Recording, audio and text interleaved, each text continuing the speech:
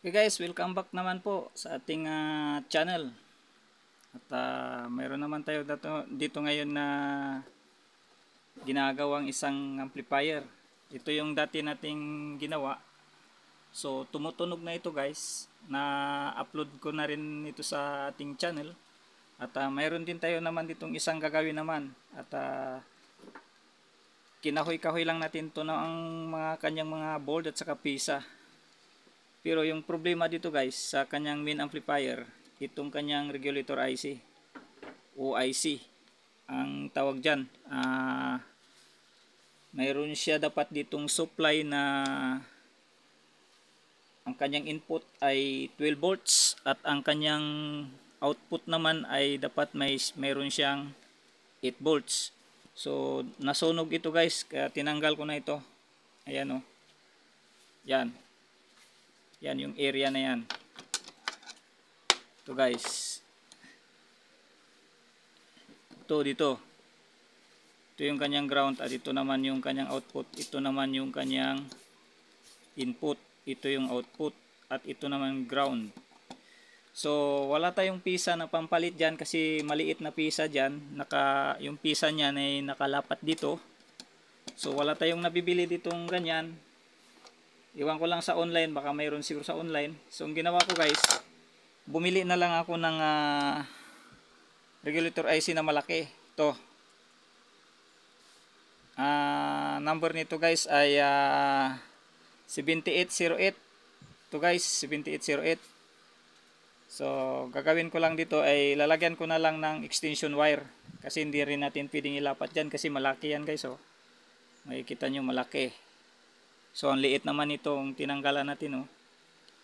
Yan. So malaki yung ipapalit natin. So ang gagawin ko, extension ko na lang ng wire. So ito nalagyan ko na rin ng hinang kasi lalagyan ko ng wire. Ito yung ating input. Ito naman yung ating input positive. Ito yung ating ground sa gitna. At ito naman yung ating output positive na 8 volts yung kanyang paa dito sa itong pinakadulo. Yan. Ito naman yung gitna ground at ito naman yung kanyang input 12 volts at yung kanyang nilalabas ay 8 volts. So proceed na tayo guys sa pag assemble at sana maging success tayo sa ginagawa natin to. Okay guys, habang inihinang natin to at ginagawa natin to, promote naman po sa ating channel. Napaka-importante yan guys. Kung hindi ka pa nakapag-subscribe, please pa-subscribe naman. And then paki-like na rin and share yung ating video para lagi kayong updated sa mga next videos na ilalabas natin about electronic.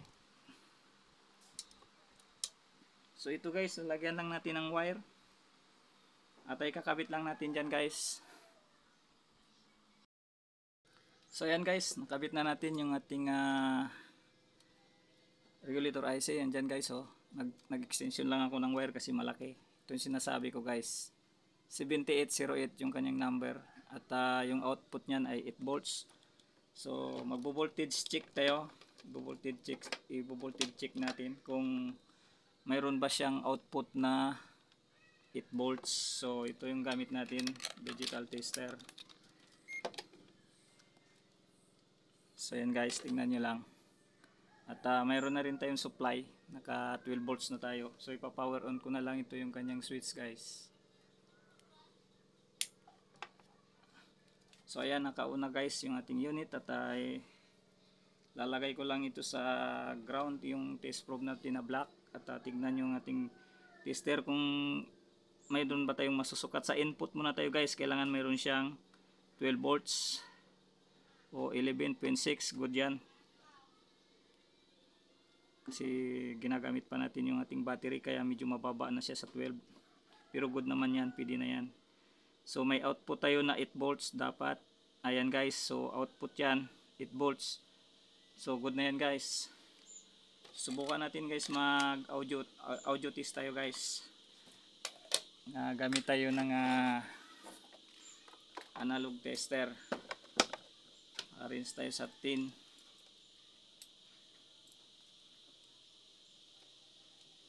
Mayroon na rin yan na speaker guys, nilagyan ko ng speaker. So tutusokin ko lang dito guys kung mayroon ba siyang audio, pakinggan nyo lang. At ito ay yung ating ground ay i-ground ko sa aking kamay, hawakan ko. At ito naman yung aking pansundot, yung ating test probe na positive. So dito tayo sa left. So ayan guys, kung maririnig nyo, mayroon siyang audio.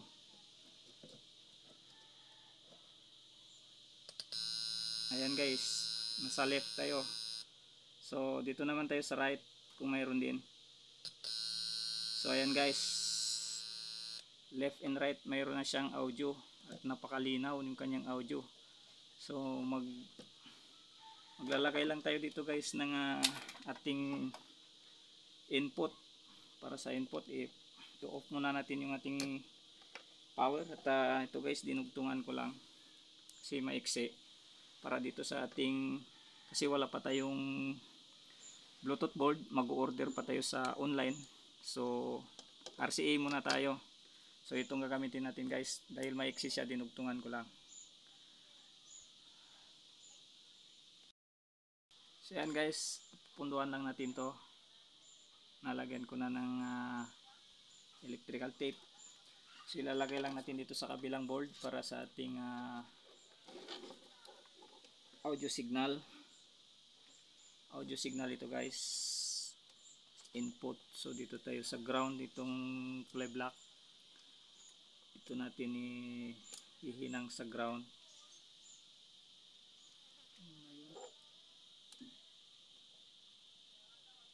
Sa ground tayo. Yung ground. So ipopost ko muna guys, ito ipapakita ko na lang para hindi tayo mapahaba sa ating video.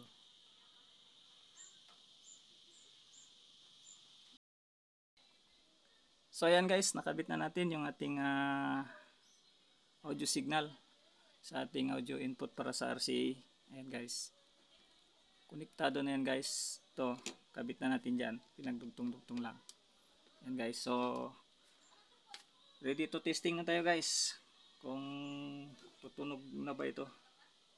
So saksak lang natin guys yung ating RCA.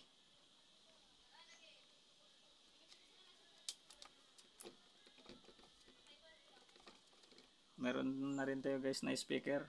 Ayan, nakakabit na siya para sa ating speaker. Ayan o, maliit lang na speaker guys yung gamitin natin.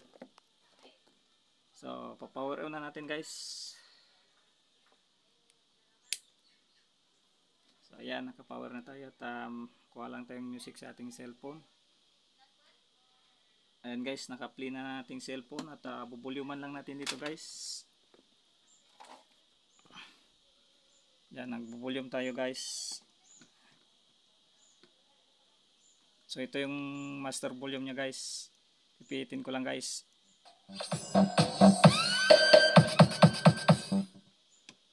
So success guys yung ating ginawa. This is Ken Gadea Remix. Lakas guys. So good yung ating regulator IC na ginawa guys. Success. Yan o. Diyan ko lang nilagay guys. Yan. Ito yung ating ground. Ito yung ating ground. Yan naman yung ating input 12 volts. Ayun, at saka yung kabila naman na pula, yun yung ating output na 8 volts. Dito naman, ito yung ating input na 12 volts. Gitna ground. At ito naman yung kabila ay output na 8 volts. So good siya guys, tumunog na.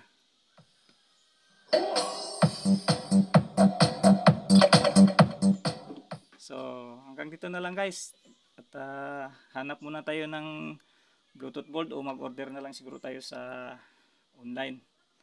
Saka gawaan na lang naman natin ulit ito ng box. Pares nitong dati na ginawa natin na yan. At ito nakakita din tayo ng Bluetooth board. So ito yung dating ina-symbol ko guys. So ayan. So ito na lang guys at maraming salamat sa panonood at Inuulit ko, pa-promote naman sa ating channel. Kung hindi ka pa nakapag-subscribe, bago ka pa lang sa ating channel, please pa-subscribe and like naman po, and then share yung ating video para lagi kayong updated sa mga susunod na video ilalabas natin about electronic.